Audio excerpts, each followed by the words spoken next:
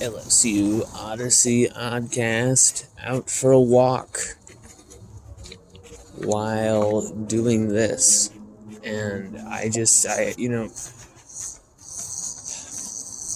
started writing an article, and then I was like, you know what, this thing could change in 5 seconds, and we're going to spend hours writing this, and it might change like the second I post it.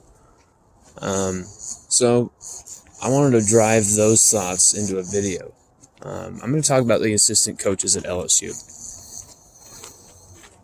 Now, ideally, Brian Kelly coming in, new coach, and there's already been some, I'm talking about who could ideally be that staff for LSU going into 2022. But Brian Kelly has already ruffled some feathers with this staff, it appears, with Mickey Joseph heading out to Nebraska. Apparently some say that was already going to be a done deal. He was already going, whether Mordron or Kelly stayed or whoever was coach. I'm not so sure about that. That did come from a Tiger parent, though, so take that for what it's worth. But it's interesting of who could be leaving, who could be staying, who could be taking another job elsewhere after we keep him, and then Kelly could be left in a lurch. So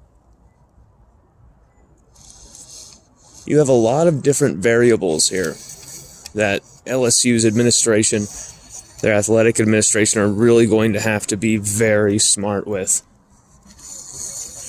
It seemed like they were congratulated for the Kelly hire when it went down, and it seemed like everybody was so in awe by being bamboozled that they, pat them all on the ass and was like, this is amazing and great job. But now the knives have come out from the national media, and even some of the local media have come after Scott Woodward, Brian Kelly, and the nature of this move, the nature of his hire. Him leaving Notre Dame in a lurch, that type of, accusations of that type of a thing. Questions over Brian Kelly's character. Questions over, whether he'll be a fit at LSU. He was interviewed by Reese Davis. Reese Davis put him under the microscope. His first interview was with, of course, Dan Patrick. Before there's even a press conference, he's interviewing with Dan Patrick. And, so Brian Kelly's been put through the paces. Cody Orsham's going to have an interview with Brian Kelly coming out here shortly. And Emily Valaire-Dixon, I think her interview is out there already with Coach Kelly. But as for, questions of who he's going to try and hire, who's going to try and bring in, I think that is very much a moment-to-moment process right now. I really think he wanted some certain guys at Notre Dame that staff chose to stay together to make sure to keep Notre Dame's chances of making a college football playoff alive. Whether that staff will still be intact after that date, remains to be seen. So does Brian Kelly really need to go make a big splash and hire a strength and conditioning coach right now to replace Tommy Moffitt? No, he does not.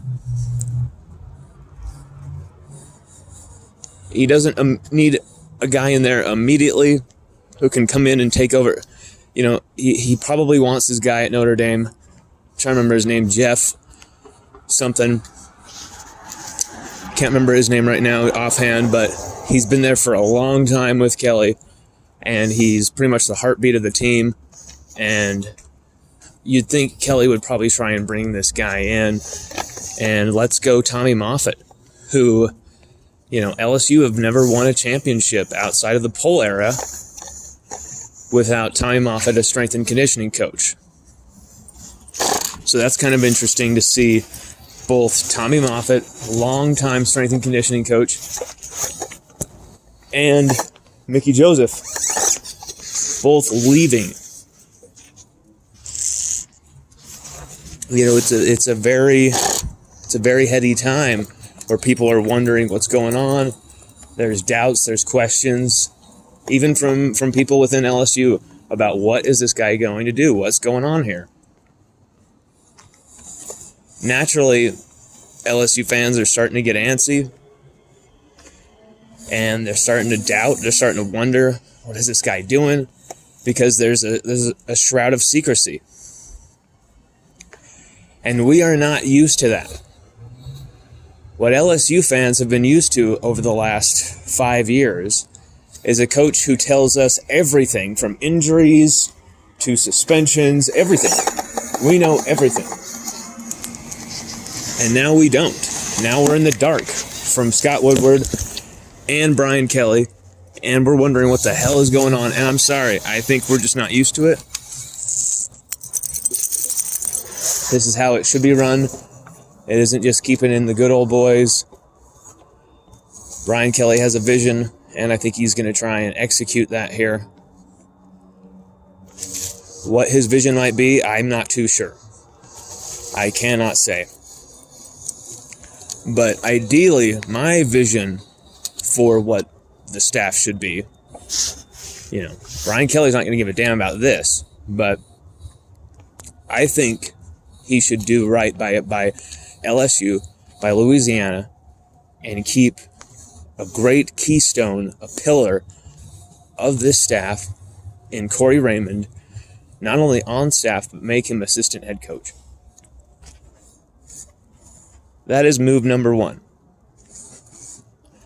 You keep him at DB's coach, of course, but you also give him that assistant head coach title. And you lean on him, on his amazing recruiting brilliance, and you keep this guy on staff. I mean, you'd be crazy not to anyway. And I don't think he will let Raymond go. Frankly, what better option is out there? There isn't. And LSU would lose a lot of people if they let Corey Raymond walk out that door. You just can't do it. And so, you know, the Advocate and the Athletic jumped the gun reporting that Corey Raymond, Brad Davis, and Kevin Falk would all be retained by Brian Kelly. And Brian Kelly shot that down. He said that's not true. So you got some inaccurate reporting from the Advocate, saying that these guys who we hope will be retained, and Kelly shot that down. But ideally, you hope that Corey Raymond is definitely brought on, made assistant head coach. You definitely want to keep Kevin Falk with the running backs. So that's a no-brainer. Brad Davis, outside of Sam Pittman, is the premier O-line coach in America. You have to keep that guy on staff. And not only that, you have to really, really give him some power and some clout with this staff, some control.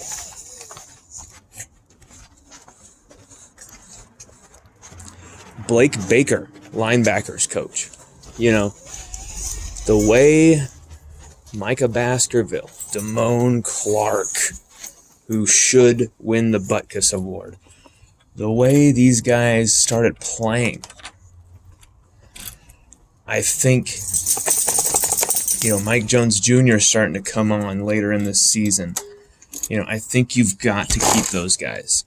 Keep those guys. Keep that guy. I think you've got to give Blake Baker another chance to at least prove that he is that quality of linebacker coach that we believe after seeing Damone Clark, Micah Baskerville jettisoned to this type of brilliance. We have to see it.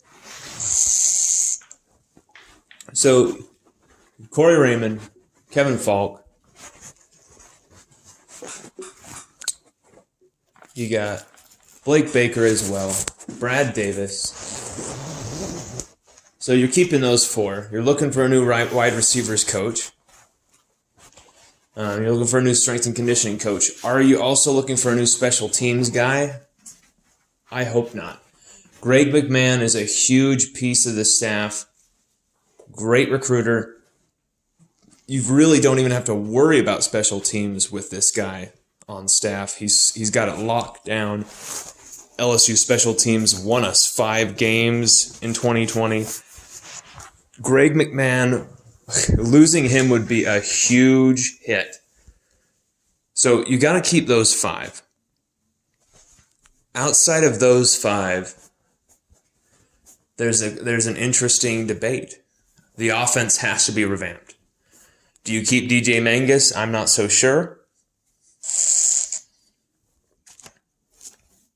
Jake Peets? No. Jake Peets had his chances. I'm just not so sure with Jake Peets. You can't give someone who threw games away like that another opportunity. We have to show him the door as well. I don't expect Brian Kelly to make too many moves until after this bowl game. There may be some announcements, there may be some people moving on, but those are the core guys I think you've got to keep. And you've got to keep, a J.R. Belton as well from the backroom staff. Mason Smith, huge, big-time recruiting mind, genius. You've got to keep this young recruiting prodigy. Austin Thomas, general manager. There's been some talk of him getting fired or something. I heard that from some rumor mill. I'm not too sure if that's true or not. I've been trying to look into that. I've found and heard nothing.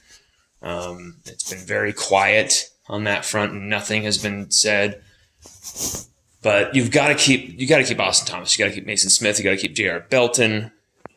You've got to keep Corey Raymond. Make him assistant head coach as well. Brad Davis. Kevin Falk. And you got to give Blake Baker another shot. Andre Carter, though. Defensive line. Is he worthy of another shot? I think so. I think we've barely even begun to see his coaching ability because Coach O was running the defensive line so much of this season. It was his last ride. He was going to do whatever the hell he wanted to. And he was going to take over. And he did that for most of the season, taking over the defensive fronts, which screwed up the defense until the Florida game. So, Andre Carter. We know his prowess on the recruiting trail. We know we let him go. We probably are going to lose Quincy Wiggins. So, is it worth bringing in that new defensive line coach to get rid of Quincy Wiggins? I'm not too sure because I'm not saying you make the hire according to Quincy Wiggins, but there's no real reason to get rid of Andre Carter when this guy is a fantastic D-line coach who hasn't even really been given a chance to do it, his job, and we need to find that out.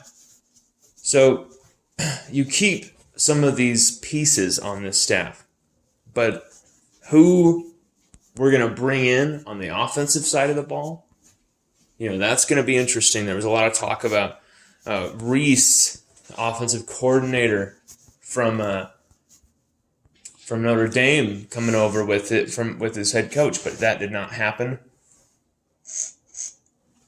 There's a lot of talk about Joe Brady returning to LSU, which is just not. Who the hell knows at this point? Okay, but with those questions of who's going to come in and all that, we're doing our due diligence, trying to dig and find on that. But we'll see there. Durante Jones, defensive coordinator. That's another big question. The river's shaking over there. Durante Jones. Does he keep his job as defensive coordinator? I think we see after the bowl game, perhaps. Maybe that's the proving ground. I'm not so sure. What does he want to do? Where does Brian Kelly want to take the defense?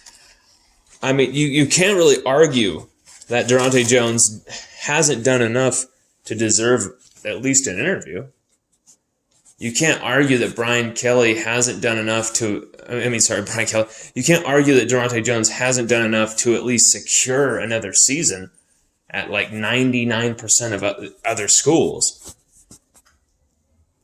It's just, will Kelly want to buy in to what Durante Jones is selling? Will he want to go somewhere else with this? Does he want his guy in there? I think Durante Jones has done more than enough to deserve another shot, another season at this job. It's just, we'll see. And here's the thing, there's going to be a lot of people who, once Kelly makes these decisions, there's going to be a lot of hurt feelings, a lot of pissed off people, a lot of interests, a lot of there's a lot of people who know the family members of these people who could be leaving, these coaches. That's tough for everybody to deal with. And it sucks because, certain guy leaving might mean a certain player goes as well. A certain commit decommits and goes elsewhere. So, we'll see what happens. We're going to stay on it here at LSUODYSSEY.com. Stay locked and loaded. Go Tigers.